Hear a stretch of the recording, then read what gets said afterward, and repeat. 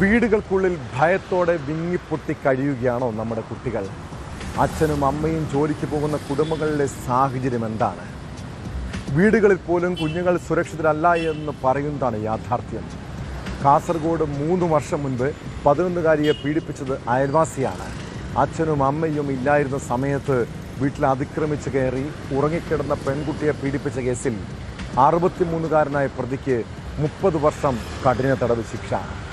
പ്രതി മൈലാട്ടി സ്വദേശി മധുസൂദൻ നായർ 25,000 രൂപ പിഴയും അടയ്ക്കണമെന്ന് ഹോസ്ദുർഗ് പോക്സോ കോടതിയുടെ വിധിയിലുണ്ട്.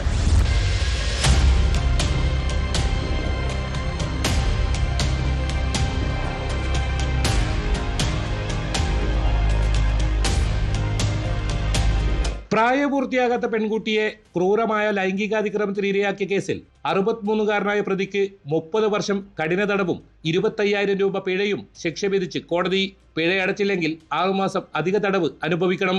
മൈലാട്ടി പനയാൽ കുറുക്കൻകുന്ന് ഉന്നതിയിൽ താമസിക്കുന്ന മധുസൂദൻ നായരെയാണ് ഹോസ്ദുർഗ് പോക്സോ സ്പെഷ്യൽ കോടതി ജഡ്ജി സുരേഷ് PM ശിക്ഷിച്ചത്.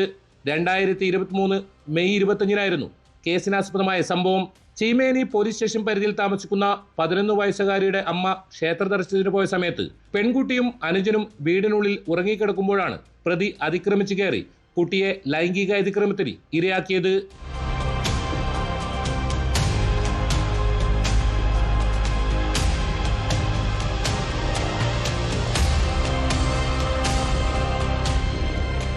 ചീമേനി സബ് ഇൻസ്പെക്ടറായിരുന്ന അജിത് K ആണ് കേസന്വേഷിച്ച് കുറ്റപത്രം സമർപ്പിച്ചത്.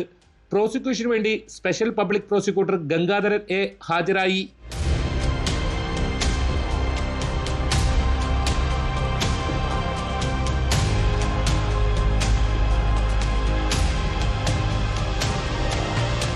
ന്യൂസ് 18 കാസർഗോഡ്.